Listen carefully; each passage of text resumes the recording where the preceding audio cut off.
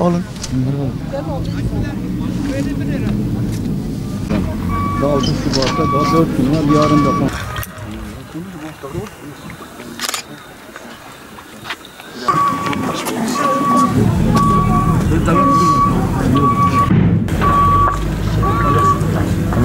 Yeter mi? Allah bir daha böyle bir musibet, böyle bir acı yeryüzünde kimseye yaşatmasın. Biz bunu yaşadık. Bedeli bize çok ağır oldu. Hani 6 Şubat 1. yıl dönümü geldi. Aslında biz her gün 6 Şubat'ı yaşıyoruz. Bizim için her gün yeni bir güne uyanıyoruz. Her gün 6 Şubat'tayız. Fakat 6 Şubat'ın bizim için önemi şu yönden: 6, 7, 8, 9. günlere kadar biz yapayalnızdık. Biz bizeydik. Biz ve Adıyamanlılar, sahipsiz Adıyamanlılar, biz bize kaldık. Başka hiç kimse yoktu. Düşün, enkazın içerisindeki yaşayan insanlarımıza ulaşmak için biz bağırmıyorduk, sesimi duyan var mı diye. Onlar bize bağırıyordu, sesimi duyan var mı, sesimi duyan var mı? Biz sesimizi çıkaramıyorduk. Neden? Çünkü çaresizdik. Elimizde imkanlarımız yoktu, kısıtlıydı, kısıtı sıfırdı. Sağ olsun, buradan onları yad etmek lazım. Urfalılar, Diyarbakırlar, Siverekler sonradan Türkiye'nin her bir tarafından bize yetiştiler. Ama bize ilk yetişen Diyarbakır, Urfa, Siverek ve bize olağanca malzemeler de getirdiler. Sağ olsunlar. Biz elimizde olmayan imkanlarla cenazelerimizi çıkarttık. İnsanlarımızı 1., 2., 3. günü bizler çıkarttık. Ve öyle acılar yaşandı ki o enkazın içindekiler feryat ediyorlar. Biz çaresiziz. Sadece bu. Ondan sonra çıkardıklarımızı ortaya bırakıyorduk. Yani çıkıp nereye koyacaksın? Koyacak yerler yok. Hastane tıka basa dolu, mezarlıklar dolu ve bir de bunların teşhisi lazım. Bekliyorduk. Bazı cenazeler 2 gün, 3 gün bekledi. 4 gün bekleyenler vardı. Biz uğraşıyorduk, ne yapıyorduk? Cenazelerimizi çıkartıyorduk. Yakınlarımızı, dostlarımızı, çıkarttıklarımızı, getirdiklerimizi hemen teşhis ettiriyorduk. Savcılıkta, hastanede hemen defin işlemlerine getiriyorduk. Burası bir kaostu. Yani burada normal bir defin işlemi de yoktu. Yani bildiğin Çanakkale muhaberesi gibi kanal kazılmıştı. Battaniyelere, ceset torbalarına o şekilde hepsini defin ettik. Enkaz anında unutamadığımız anılar çok ama sadece bir tanesi Can benim talebeydi. Oğlumun arkadaşı, 2 kardeşi ve annesi. Biz ilk gün oraya gittik. Bina tamamen çökmüş. 4. günü onu aradık. 4. günü bulmaya çalıştık. 4. günü, 5. günü çıkarttık. Unutamadığımız bu. Hepsi birbirine sarılmıştı. Hepsi birbirine sarılmıştı ve ölümü hissetmişlerdi. Öldüklerini biliyorlardı. Ve öyle bir şey ki orada hafif de bir yangın çıkmıştı. Biraz elleri ayakları yanmıştı. Tabii teşhisi biraz kolay olmadı, zor oldu. İşte bunlar yani düşün, çaresizlik içinde çıkarttığımız insanlarımız bunlardı. Kayıp var, yakın bir kaybımız var. Ama şimdi burada var. Bir tane bulunmayan yeğenimiz var. 6 Şubat depremlerini bizzat Adıyaman'da yaşadım ve o anı ne zaman düşünsem hep gözyaşları içerisinde o anlar yaşarım.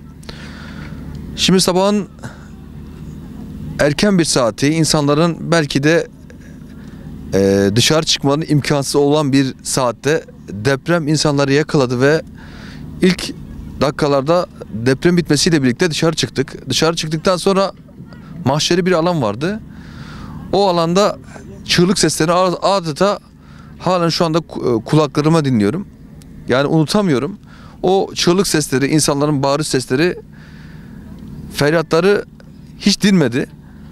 Gün ağarınca Adıyaman'da birçok caddede, birçok yerde evlerin yıkıldığını gördük ve binaların yıkılmasından sonra bir çaresizlik vardı. İnsanlar kendi imkanlarıyla yakınlarını çıkartmaya çalışıyordu ama iş makineleri yoktu. Ve öğle saatlerinde 2. deprem oldu. O depremden sonra orta hasarlı ve ağır hasarlı birçok bina yıkıldı. Adıyaman'ın her yerinde, her caddesinde bir çığlık vardı, bir gözyaşı vardı. Çocukları Annemle bıraktıktan sonra cep telefonuma görüntü çekmeye çalıştım. Bir anda internet yoktu ama o görüntüler çekildikten sonra internet gelmesiyle birlikte sosyal medyamdan paylaşmaya çalıştım. Çünkü düşünün ki elektrik yok, su yok, paranın geçmediği bir dönem. Onun için sosyal medyadan sesimizi duyurmamız gerekiyordu ve mobil sistemlerin kurulmasıyla birlikte o görüntüleri bir an sosyal medyamdan paylaştım, gazeteci arkadaşlarımla paylaştım ve Adıyaman'da herkes paylaştı. Daha sonra Adıyaman'a ilk yetişen Siverek halkıydı, Şanlıurfa halkıydı, Diyarbakır halkıydı ve sağ olsunlar bizlere ellerini uzattılar. Daha sonrasında görüntülerin her yere yayılmasıyla birlikte Türkiye'nin her yerinden insanlar Adıyaman'a geldiler. Şimdi beni çok etkileyen bir durum vardı. Hatta 2 olay vardı. Depremin sabahın ertesi günüydü. Şimdi düşünün ki insanlar sokakta bekliyorlar, ateşler yakmışlar, ekmek yok, su yok. Sabah saatlerinde dışarı çıktım ve bir baktım ki işte bir ilden bir araç durdu. İşte düşünün Adıyaman'a 10 saat uzakta bir yerde gelmiş, işte simit getirmiş, süt getirmiş, çocuk bezi getirmiş ve insanlara yardım için koşmuş. O gibi insanlar, yani düşünün 10 binler Adıyaman'a geldi. Çok duygulandırdı beni. Daha sonrasında Türkiye'den her yerden Adıyaman'a müthiş bir şekilde bir yardım seli geldi. Bir diğer olay, Adıyaman'da Körler Derneği diye bilinen bir yer vardı. Orada bir enkaz vardı, bir yakınım vardı. İşte yakınımı kurtarmaya çalışıyoruz. Binanın 6 katı birbirine girmiş. Yani 3 katı aşağı düşmüş, diğer tarafı arka tarafa düşmüş. Binanın üzerinde belki 500 insan işte kiremitler atıyor, işte tuğlar atıyor. Yani insanları kurtarmaya çalışıyor. Şimdi bir an yanımda biri vardı. Konuştum. Nereden geldiniz dedim. Türkiye'nin belki de en ücra ilinden Adıyaman'a gelmiş. Diğer Doğu ilinin en ücra ilinden Adıyaman'a gelmiş. Düşünün, bir yakını kurtarmak için mücadele edermiş ki mücadele ediyor. Gerçekten de Türkiye halkının o iman gücü, o insanlara yardımlaşma gücü bütün dünya örnektir. Bu 2 anı beni hep böyle hüzünlendirir, duygulandırır. Tabii depremin üzerinden 1 yıl geçti. Bugün şehitlikteyiz. Yani birkaç gün sonra 6 Şubat'ta belki burası çok yoğun olacak. Bir mahşer alanı gibi olacak. Çünkü insanları görüyorsunuz. Birkaç gün kala hep gelmişler. Bizler de tüm deprem şehitlerimize Allah'tan rahmet diliyoruz. Rabbim bir daha o günleri yaşatmasın. 6 Şubat gecesi okullar tatil olacaktı diğer gün. Kar yağışı bekleniyordu. Bundan dolayı o gece uyumadık. Ben de öğretmenim. Ertesi günün hazırlıkları vardı. Depremde kaybettiğimiz öğrencilerimiz var. Öğretmen arkadaşlarımız var. Onları ziyarete geldik. Allah mekanlarını cennet etsin. Zor bir durum. Şu mezar taşlarının üzerinde hepsinde 06-02-2023 yazması zaten unutulmaması yönünde büyük bir etken. Unutmak zaten mümkün değil. O gece çok zor bir geceydi. Çok soğuk, zor, çaresizliği iliklerimize kadar hissettiğimiz bir geceydi. Sarsıntıyla dışarı çıktıktan sonra arkamızdan ev yıkıldı. Şanslı mıydık bilmiyoruz. Birçok yakınımızı kaybettik. Ailecek gidenler oldu. Belki bir nebze tesellimiz arkada yetim öksüz çocuk bırakmayanlar, yetim öksüz kalanlar. O ayrı bir acı. O gece dışarı çıktığımızda herkes canavluyla dışarı çıkmıştı. Bağırıyordu, bağırışmalar vardı. Yanı başımızda bir bina yıkılmıştı. Enkazdan sesler geliyordu. Çaresizliğin ancak bu kadar hissedilebildiği bir başka zaman hiç hatırlamıyorum. İnsanlar dışarı doğru koşuyor. Çocukların ayaklarında çorap yok, ayakkabı yok, üst baş yok, hava çok soğuk. Elektrik yok, su yok. Çocuklar bağırıyor, su istiyor. Her taraf yıkılmış. Tabii gün aydınlanmaya başladıktan sonra durumun vehametini biz daha sonra anladık. Bu kadar büyük bir deprem yaşandığını biz de tahmin edemedik. Daha sonra edindiğimiz bilgilerden işte merkez üssünün Pazarcık olduğunu öğrendik. Daha sonra aldığımız duyumlarla gün ışınmaya başlayınca Adıyaman'ın neredeyse yarısından fazlasının yıkıldığını öğrendik. Elimizden hiçbir şey gelmiyordu. Hepimiz çaresizdik. Kimsenin kimseye yardım edecek bir durumu da yoktu. Zor bir geceydi. O günleri hafızamızdan silemiyoruz. Allah bir daha yaşatmasın. 6 Şubat depreminde evde yakalandım. Bununla ilgili eşim 6 aylık hamileydi o dönemde. Şu an 7 aylık kızım var. Ellerinizden öpsün. Tabii ki büyük bir deprem yaşadık. Sıradan bir deprem değildi bu. Bir anda binaların 10 saniye içerisinde düştüğünü fark ettik. O sesler, o şeyler zaten ilk etapta anlamadık. Çocukları dışarı çıkarırken o esnada zaten komşularımın binalarının tamamen yıkıldığını, sağda solda bina kalmadığını, o esnada eşimi güvenli yere alıp annem, babam, engelli biraderimle beraber bunları arabaya koyup insanlara yardıma koştuk. Tabii ki bu büyük bir acıydı. Allah kimseye bir daha yaşatmasın. 6 Şubat dendiği zaman, kar yağdığı zaman insanların korktuğu, eskiden şöyle bir durum vardı. Adıyaman kar beklediği zaman ne kadar güzel, işte Adıyaman'ımız kar gördü. Fakat o şeyleri gördükten sonra feryatlar, figanları, o sesler zaten hala insanların kulaklarında. Neredeyse bir sene geçti. Hala mezarlıktayız. Çok sayıda arkadaşlarımı kaybettim. Çok sayıda amcam çocukları, 20'ye yakın akrabalarımı kaybettim. Tabii bunun içerisinde metanetimizi eğer koruduysak Rabbimize olan inancımızdandır. Ondan geldik, ona gideceğiz. Ona inandığımız için. Şunu söyleyebilirim. Burada şu taşları bulmak için benzin olmadığından açıkçası biz bu taşları çoğu yerde aşağı yukarı 1 kilometre ötelerden taş getirip de bu insanların üzerlerine, kenarlarına işte koymaya, bir şekilde yapmaya çalıştık. Sağ olsun burada belediye personelleri olsun, gerek duyarlı vatandaşlar olsun. Herkes metanetini toplayıp bir şekilde kendi göbeğimizi kendimiz kesmek zorunda kaldık.